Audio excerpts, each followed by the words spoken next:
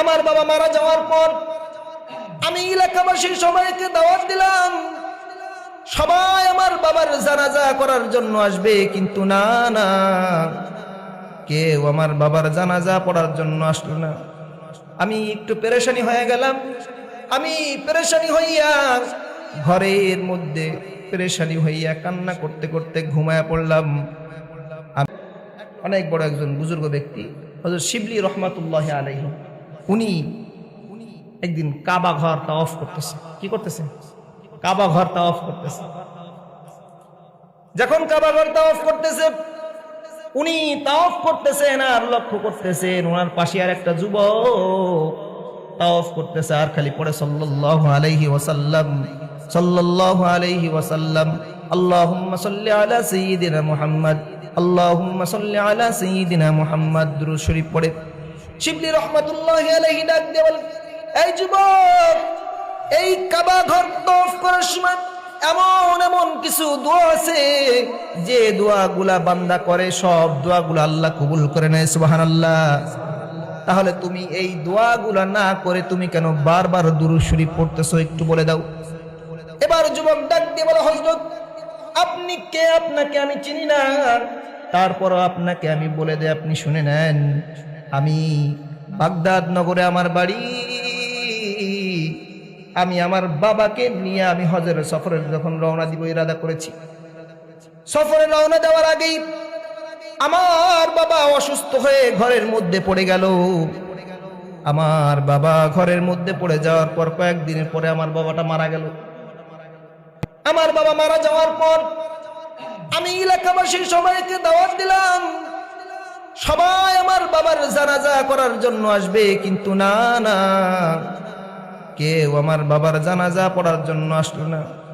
আমি একটু পেরেশানি হয়ে গেলাম। আমি পেরেশানি হইয়া ঘরের মধ্যে পেরেশানি হইয়া কান্না করতে করতে ঘুমায়া পড়লাম।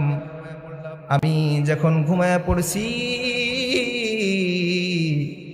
ওই সময় আমার স্বপ্নের মধ্যে দেখলাম কে যেন একজন যুবক, সুঠাম দেহের অধিকারী সুন্দর একজন যুবক স্বপ্নের মধ্যে এসে আমার বাবার মুখের মধ্যে তার হাতটা এরকম বুলায় দিতেছে। আমি লক্ষ্য করে তাকায় দেখলাম তার হাতটা আমার বাবার চেহারার মধ্যে বুলায় দেওয়ার পর আমার বাবার সম্পূর্ণ কালো চেহারাটা নূরে নূরান্বিত হয়ে যায়।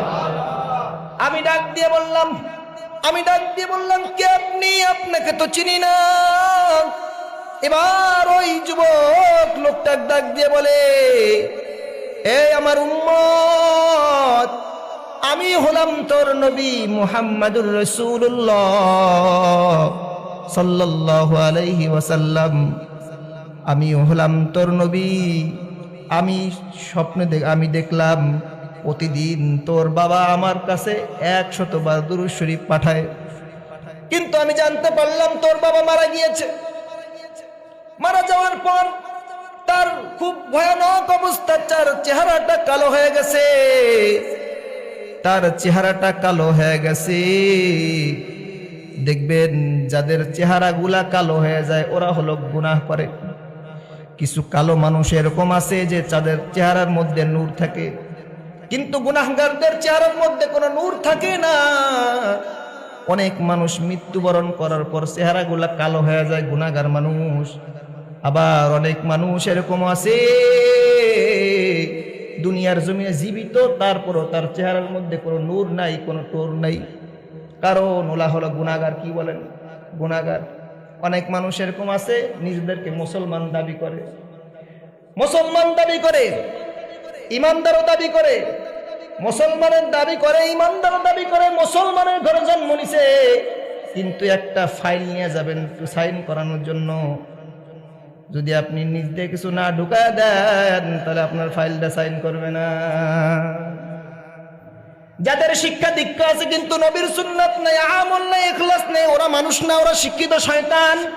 যদিও ডক্টর হয়, যদিও ইঞ্জিনিয়ার হয়, যদিও ব্যারিস্টার হয়, তারপরও যারা সুন্নাত নাই, নবী নাই, আল্লাহ নাই, রাসূল নাই, ওর শিক্ষার 5 পয়সার কোনো দাম নাই, ও হলো 1 নম্বর শিক্ষিত শয়তান।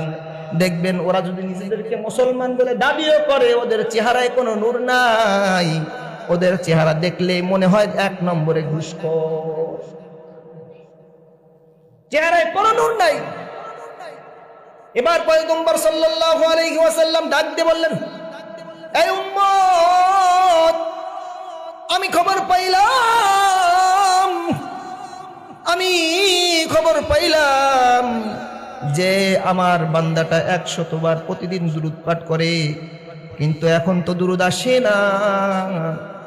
আমি খবর নিয়ে দেখলাম তোর বাবাটা মারা গেছে, ভয়ঙ্কর অবস্থা। আমি যখন তার মুখের মধ্যে হাত বুলাই দিলাম, তার চেহারাটা নূরে নূরান্বিত হয়ে গেল।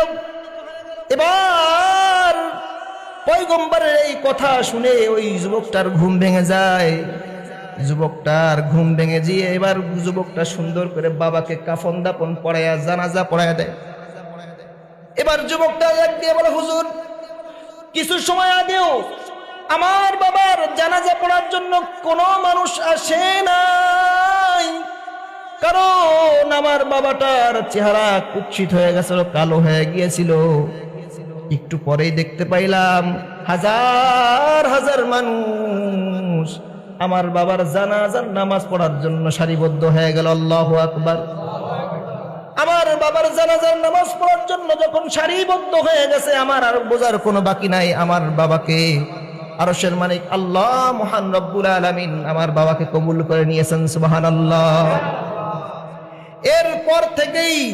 এরপর থেকেই আমি যখন মদিনা শরীফে চলে আসলাম, একটা জিনিস নিয়ত করে ফেলেছি, হায়াতের জিন্দেগিতে যতদিন আল্লাহ রব্বুল আলামিন বাঁচায় রাখে, দুরূদের আমল কখনো ছাড়বো না।